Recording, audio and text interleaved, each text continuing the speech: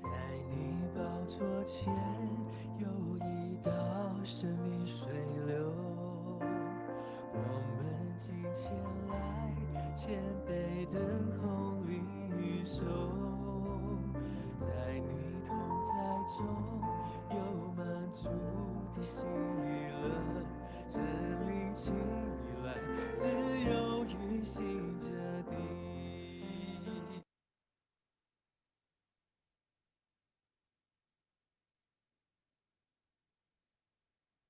各位弟兄姐妹，大家早安，大家平安。我们要进入撒母耳记第47天的共读。今天早上要请玉心执事来带领我们大家做开始的祷告。让我们同心来祷告。亲爱的天父上帝，感谢你的带领，让我们此刻将时间摆上，为了更多认识你。我们切慕你的真理，渴想你的话语。愿圣灵和陈牧师以及所有的会友同在，让讲的和听的都受到造就。我们要用谦卑敬畏的心，一生走在合神心意的道路上，到老都不偏离，成为世界的光，荣耀主名。我们这样祈求祷告，都是奉主耶稣基督的圣名求，阿们。阿们谢谢。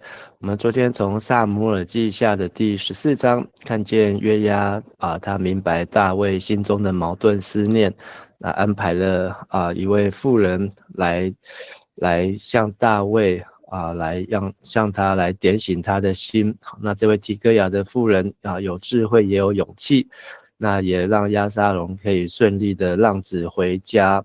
但是故事却是回家之后没有得到大卫的完全的接纳，那被大卫冷冻起来。那约沙龙他用火逼出了约押，押沙龙逼出了约押，那要再一次的跟大卫来直球对决。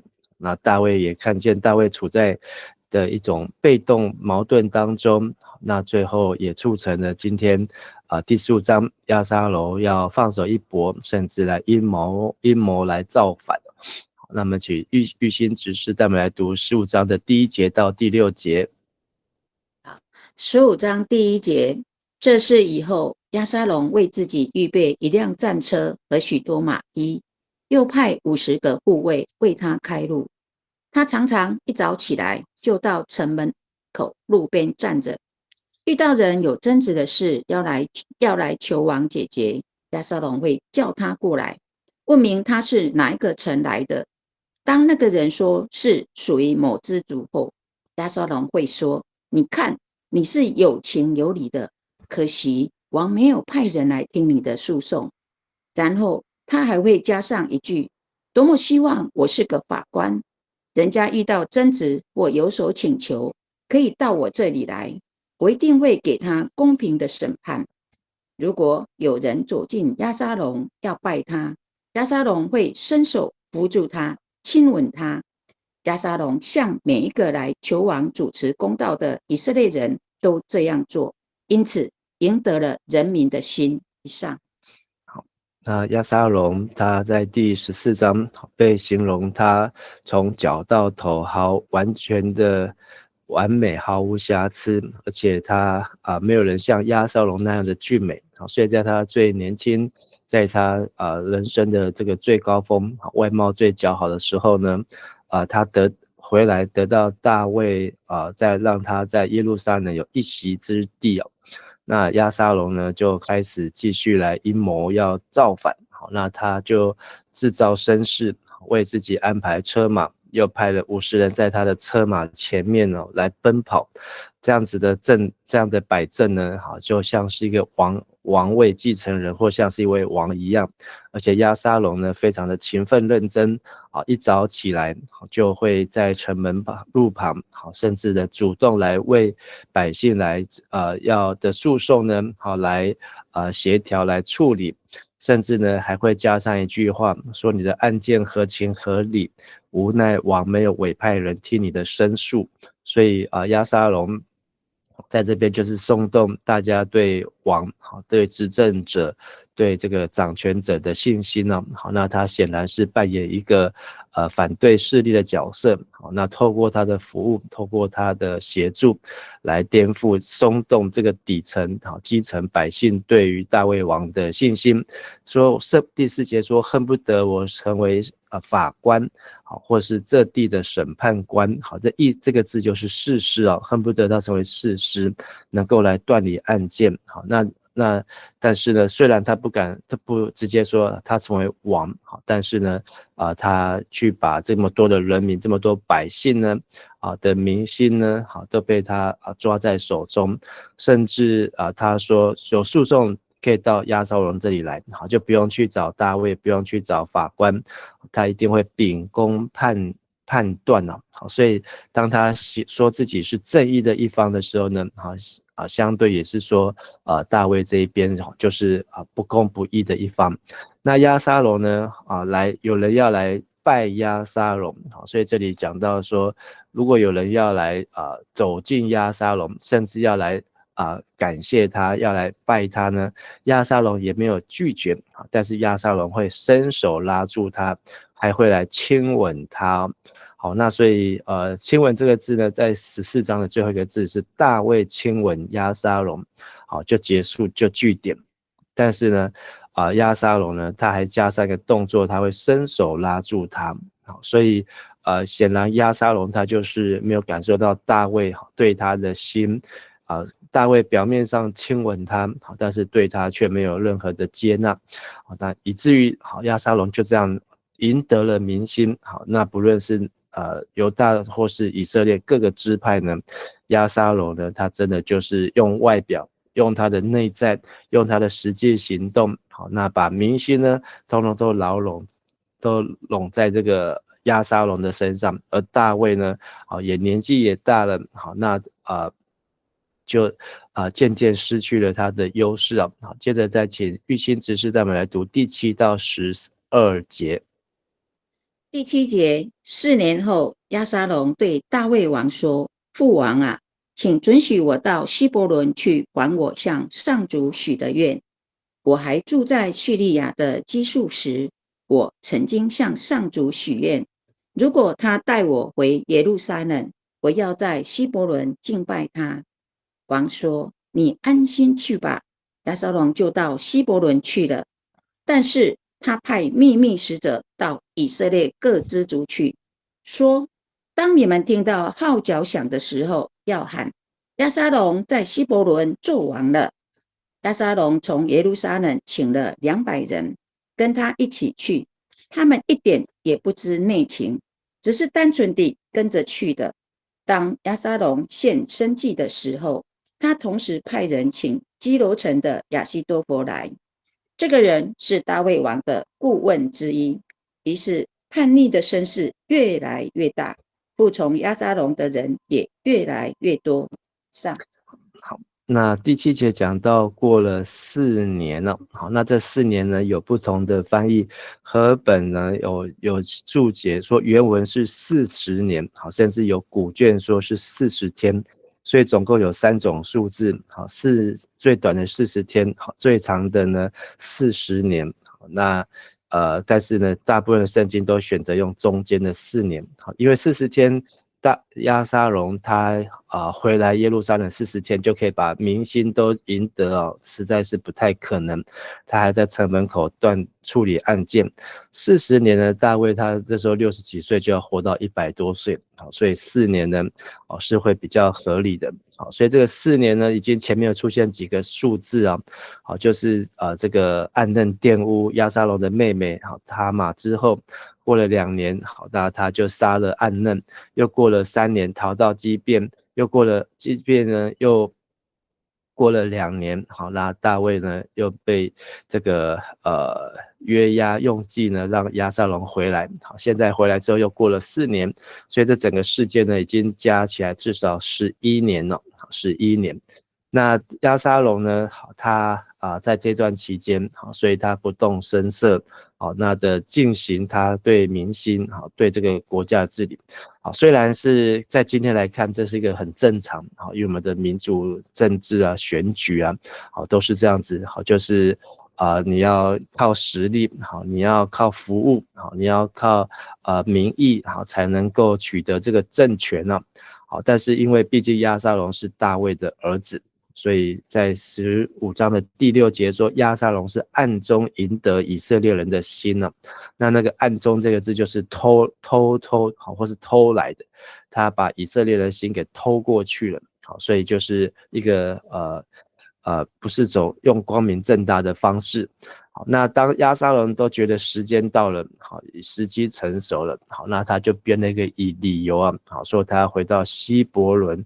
好，可见呢，这4年当中呢，押沙龙，好，那他也不能随意的乱跑啊，好，甚至第7节他要去希伯伦，好，就在耶路撒冷附近，好，都还要跟大卫禀报，好，那说他要去还愿，因为当初他杀了暗嫩逃去基述的时候呢，好，那押沙龙就跟上帝许愿，说如果他能够再回来耶路撒冷，好，那他一定会来向上帝还愿了。好，所以大卫一听也觉得好很合理，所以呢，他就同意他去。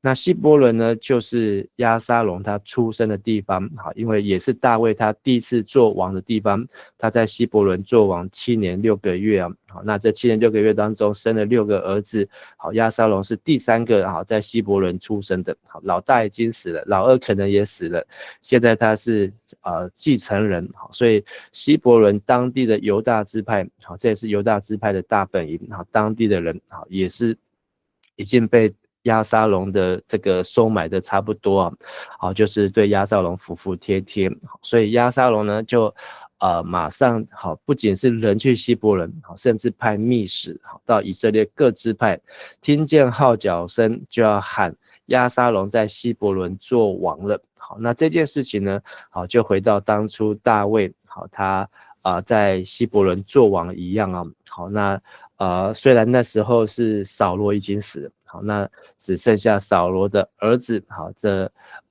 少数的儿子还在，好，但是这时候押沙龙是趁着大卫还在，好，就要起来篡位的意思。所以押沙龙呢，请了200个人呢，好，这200个人虽然没有讲是谁，但是有提到这200个人呢，好，都是不知情的人。好，那可能也是重要的角色，好，可能是大卫的官员，或是大卫的主要的重要的这个参谋或是知政。好，那果然他们到了希伯伦呢，好，那以为都要是去陪押沙龙来献祭，好，但是呢，这里讲到一位亚希多弗，亚希多弗呢，好，他是来自于基罗。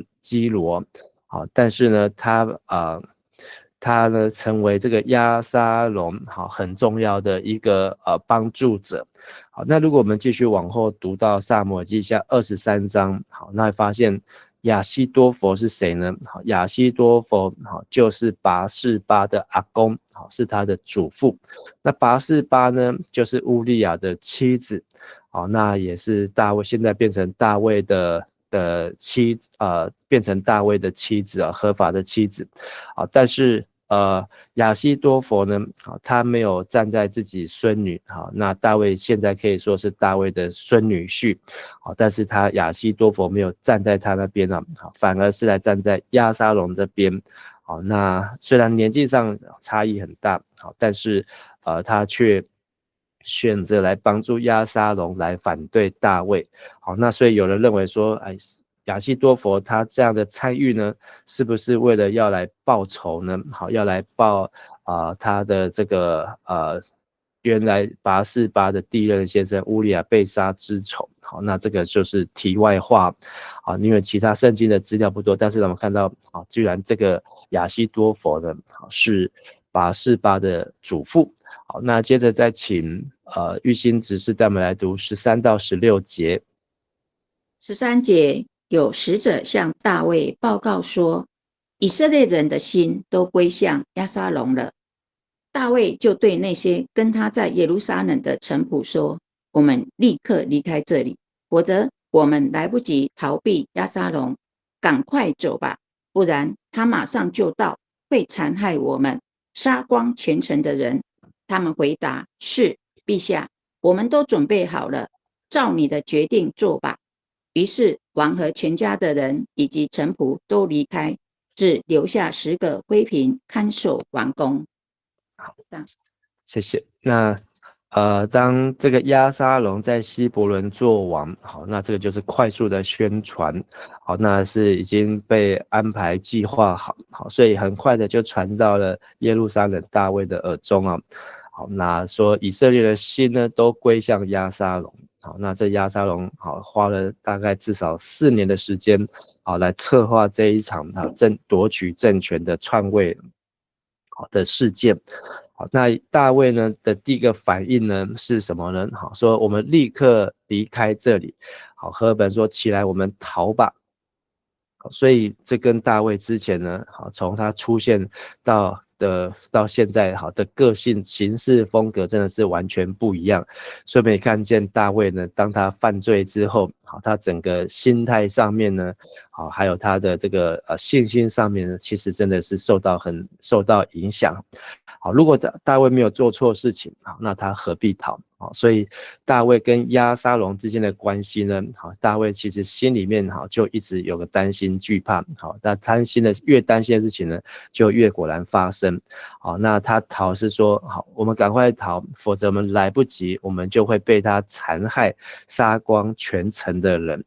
所以大卫对押沙龙的认识就是知道，好，他是一个冷酷无情的杀手啊。好，那他为了报这个妹妹的仇呢，好，不惜杀害了大哥，好，然后篡谋，其实押沙龙也就不过是杀了暗嫩一个人啊。好，但是在这里呢，好，大卫已经认为他的一副就是要杀光全部的人。好，所以当他们都逃跑的时候呢，王和全家的臣仆离开，就留下10个妃嫔看守宫殿了。那怎么可能留下10个妃嫔？好，然后其他的通通带走。好，那当然留下来这个动机到底是什么？好，不清楚。好，为什么会这样？但是这个10个妃嫔后来就是成为押沙龙好，那他玷污好的对象。好，那也是成为押沙龙好所犯的一个重罪啊。好，但是这也是成就了撒母耳记下12章好，这个上帝透过拿单好对大卫的警告好，说你在光天化日之下做的暗中做的，上帝要在以色列众人面前在日光之下做，而且要兴从大卫的家中好兴起灾祸来攻击，要在光天化日下跟你的妃嫔好乱来好同寝好，那所以这个事情呢，居然在这里被留下了一个伏笔啊。好，接着再请玉兴执事他们来读17到22节。17节，王和所有的随从离开耶路撒冷，就在城郊最后一座房子那里停下来。宫廷侍卫队从王面前经过的时候，王的臣仆都站在他旁边。600个从加特来跟随他的人也从他面前过去。王问他们的领袖以太说：“你们为什么跟我们一起走呢？回去留在新王那里吧。你是外国人，是远离自己国家避难到这里来的。你在这里的时间很短，我怎么可以让你跟我一起流浪呢？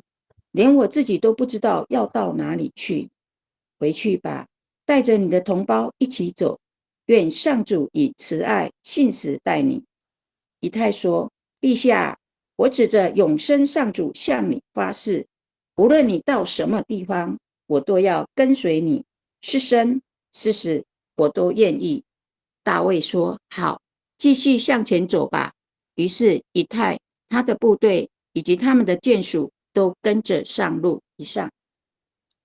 那当大卫要离开耶路撒冷，那他带着他的臣仆，最亲近的人，当然包括他的孩子们，可能连像所罗门啊这一票人啊，都在这个逃难的阵容当中哦。好，那当他们离开耶路撒冷到了郊外，甚至最后一座房子，好，那大卫就在那边停了下来。好，那停了下来呢，他就检视到底有谁跟从他。结果呢，他居然发现还有600个好，从加特来跟从他的人，也在这个队伍当中啊。好，那所以这个队伍呢，逃难的队伍呢，是浩浩荡荡啊。那加特呢，就是非利士人，因为这里提到了基利提人、比利提人啊，还有加特人啊，那这些呢都是在非利士境内或是外族人，不是以色列人。但是当大卫逃的时候呢，他们也跟着逃。好，那等于他们的心呢，还是向着大卫啊。好，大卫有难，好，他们就跟着一起受难。好，大卫有福，那他们就留下来跟从大卫。好，所以我们还是可以从这里看出大卫他做人的成功啊。好，就是从他当初逃避扫罗的时候呢，就有400个人好跟着他。好，那在亚杜兰洞。好，现在呢，当他要逃避押沙龙，甚至还更多，而且600个人还是外族人，好，还不算自己的人呢。好，所以押沙龙得了以色列人的心，但是呢，大卫却能够得了非利士人的心哦。好，这一点是很特别。那其中有一个以太做代表，以太呢，这个人在18章的时候会再出现啊。后来他在押沙龙事件之后呢，他就做了做了以色列的统帅啊，所以等于是升官了，所以他可见他也是一个战士。好，以太这个名字的意思就是和我在一起。那大卫直接对他说：“你是外邦人，好，你何必跟我一起逃？而且20节说你昨天才到啊。”好，那这是和本呢？好，现在这本说你来这里的时间很短，好，那但是呢，居然昨天才来，今天就要跟我一起逃，好，那怎么好意思让你跟我到处漂流呢？你带你的弟兄回去吧，好，用主的慈爱，愿主用慈爱心实待你。好，所以这600个非利士人。可能是以太好带来投靠，但是以太呢好却指着上主的名来发誓，好，所以这个外邦人他居然知道要指着耶和华上主的名来发誓，好说无论生死王在哪，你的仆人也在哪。好，这感觉比这个好像已经来投靠好几年好的忠诚好一样。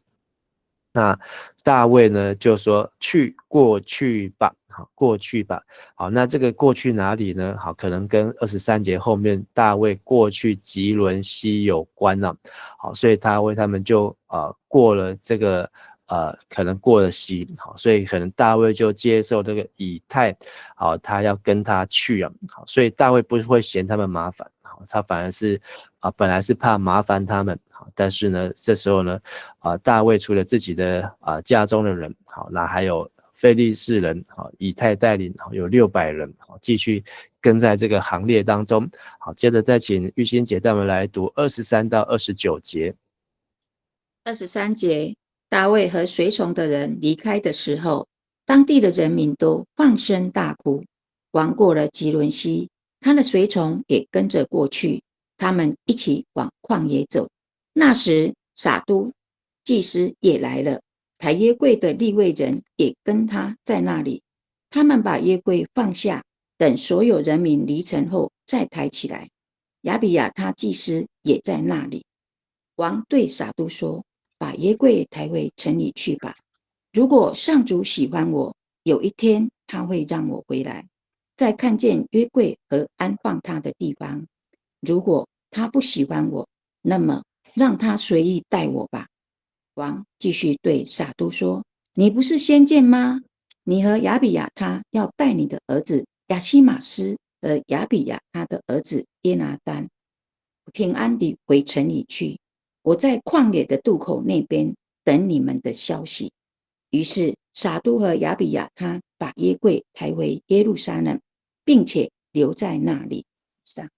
好，那除了一批的外邦人外族人，好，要来跟随大卫，现在呢又过了吉伦西啊。好，那这个吉伦西呢，好，也是在耶路撒冷的一个附近。好，那当他们过去之后，就表示他们真的就是离开了耶路撒冷啊。好，他们在这边已经在这边已经非常安定的地方，所以大家就放声大哭啊，因为这时候出去呢，不晓得还没有机会再回来。那诗篇第3篇呢，就是在描写这个时候，诗篇第3篇有一行第一行的小字说，大卫逃避他儿子押沙龙时所做的诗，只有8节啊，说耶和华我的敌人何其增多，许多人起来攻击我，许多人议论我，他得不到神的帮助。第3篇的第3节，但你耶和华是我四围的盾牌，是我的荣耀，又是令我抬起头来的。我用我的声音求告耶和华，他就从他的圣山上应允我。我躺下，我睡觉，我醒来，耶和华都保佑我。所以有成万的百姓周围攻击我，我也不惧怕。耶和华，求你兴起，我的神啊，求你救我，因为你打断我所有仇敌的腮骨，敲碎恶人的牙齿。救恩属于耶和华，愿你赐福给你的百姓。所以诗篇第3篇就是写大卫在逃难的诗篇，而他的心境呢，就是不断的依靠神。那所以这时候有一群是祭司，利未人，那以撒督来代表。撒督后来也成为大卫重要的祭司啊。撒督的名字意思就是公义，抬约柜的利未人也来，甚至连约柜呢，他们就留下人来了，让约柜留在会幕当中啊，帐幕当中。那撒督呢的儿子亚比亚他，亚比亚他意思就是我父亲真伟大，所以可以看见亚比亚他、撒督他们都是以利的后代，就是撒母耳那个年代的这个以利的大祭司的后代，那他们都出来要跟随，但是大卫呢，一样是不让他们去啊，说你把约柜请回城，我若在神眼前蒙恩，神会使我再回来。那还会再见到约柜跟他的居所。但是如果上帝说我不爱你了，我不爱大卫了，我会在这边，我会停在这边，照上帝看为好的对待我。但是大卫呢对撒督说，你不是先知吗？是先见吗？你有这个上帝给你的启示，你可以平安回城。你跟你的儿子亚西马斯跟约拿单都可以回去。那但是呢，大卫呢让他们2个回去耶路撒冷，可是请给他们一个工作，就是我会在旷野的渡口那里等，你们可以来报信给我。所以大卫呢他需要知道到底耶路撒冷发生了什么消息。但是跟从大卫的人呢都贴上标签了。反倒是呢这个祭司撒督，还有呢撒督的儿子亚西马斯，还有这个亚比亚他的儿子约拿单呢，那他们呢反倒是是神职人员，他们可以在那边来得到平安的讯息。那到底大卫去旷野哪个渡口呢？可能这个旷野的渡口就是指耶利哥，或是吉甲，就是大卫离开的耶路撒冷啊。但是毕竟这一群人呢浩浩荡荡这么多人，要被找到的其实也不难呢。但是大卫需要先知己知彼，所以意思就是要这个祭司呢来做他的间谍，做他的 spy 啊，能够知道到底耶路撒冷的情势如何。好，最后再请玉欣姐带我们来读30到37节。30节，大卫哭着上橄榄山，他光着脚，悲伤地蒙着头，所有跟随他的人也都蒙着头，边走边哭。有人报告大卫说，亚希多弗参加了押沙龙的叛变。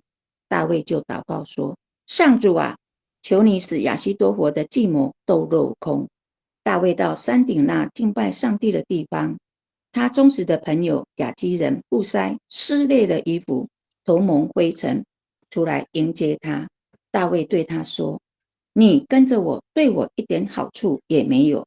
你要是回城里去，告诉押沙龙，你愿意忠心地服侍他，像你从前服侍他父亲一样，并且尽你所能地阻挡亚希多弗的计谋，你就是帮助我了。祭司撒督和亚比亚他都在那里，你可以把你在王宫里听到的每一件事告诉他们。他们的儿子亚西马斯和约拿单都跟他们在一起，你就让他们把你收集到的情报带来给我。于是大卫的朋友户筛回耶路撒冷去，刚好押沙龙也在那时候到达。好，那大卫他可能要到旷野啊，要渡过吉伦西，好，那要往吉甲往耶利哥去，好，但是呢，他还在耶路撒冷附近，好，所以30节大卫是蒙头赤脚走上橄榄山的斜坡，好，所以橄榄山就在耶路撒冷的旁边，好，也是后来耶稣他升天的地方，好，那所以他一面走一面哭，好，通常这样子的情形都是在办这个丧礼啊，好，办丧事，好，但是大卫的心呢，好，心情也非常的低落，好，所以跟随他的人呢，也都蒙头哭，好，所以这一群人他们不是要打仗，好，因为大卫心非常的矛盾。那这时候有来告诉大卫，说亚希多弗叛变了，跟随押沙龙，亚希多弗前面有提到是拔示巴的阿公啊。那在诗篇55篇呢，好，那就也记载这件事。诗篇55篇呢，标题叫做被出卖者的祷告。好，那55篇的12到12节那边说，原来不是仇敌辱骂我，若是仇敌还可忍受，也不是恨我的人向我狂妄自大，若是恨我的人，我必躲避他。13节说，不料是你，你原与我同等，是我的朋友，是我的知己，我们素常彼此交谈，以为甘甜，我们结伴在神的殿中同行。所以这里讲到大卫跟亚希多弗的感情非常的好，虽然前面他没有出现，但是这里居然成为他去帮助了押沙龙，就因为这个年纪，然后还有跟大卫时间久，所以他知道大卫的各样的动作和习性，所以他去帮助了押沙龙，等于为大卫呢后面开了一个大门，所以大卫写了这首诗，但是呢在诗篇55篇呢，他就咒诅这个朋友，愿死亡忽然临到他们，愿他们活生生的下入阴间。好，那他们住处充满邪恶，他们内心充满奸恶。好，所以这个是诗篇55篇，可以对照。那大卫呢，赤脚蒙头上橄榄山，在那边敬拜神。甚至这里又出现了一个人物，这个亚基人户筛。好，那户筛呢，好，他在历代志上也有出现，他是王的陪伴者，好，那他可能也是一个这个大卫的朋友，甚至是一个官员，甚至是一个资政，好，那这个户筛呢，好，他的名字的意思是匆忙，匆忙，好，那他也这个头蒙灰尘来见大卫。好，那大卫呢？好，看见这个好朋友，这些朋友，大卫的朋友真的是到处都是啊！好，前面都没有出现，这时候突然成为重要的朋友。好，所以真的在落难的时候、逃难的时候，还有人会来跟随，还有人会来帮你。好，这才是患难见真情的真正的朋友。那他要户筛回去耶路撒冷，好，对押沙龙投靠，好，假意投靠。好，因为这个户筛呢，好，他跟大卫没有血缘，好，亲属，好，这个利益关系。好，因为他是属于亚基人，好，是在以法莲支派当中好的地区，所以他可以去投靠押沙龙，好，像亚希多弗这样子表明立场，好，他就是要到敌营当中，好，来去帮忙，好，那所以呢，他就可以为大卫来破坏亚希多弗的计划。所以这个会到17章好的时候，就看到户筛在这里扮演重要的角色。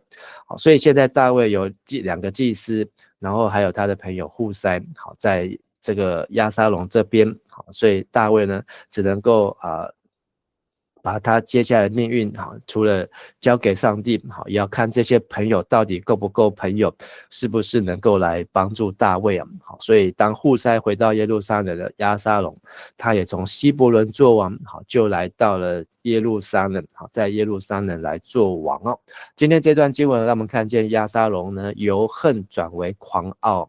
好，那他花了很长的时间，好，那甚至来预谋要来计划夺取大卫的王位。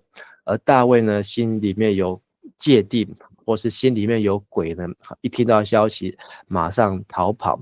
但是呢，大卫过去还是做人成功啊，所以他一路上有许多的忠心的朋友，不论是非利士人，不论是祭司，不论是这位户筛呢，他们都在这个大卫最难堪的时候，然后出来表达就是要来支持他。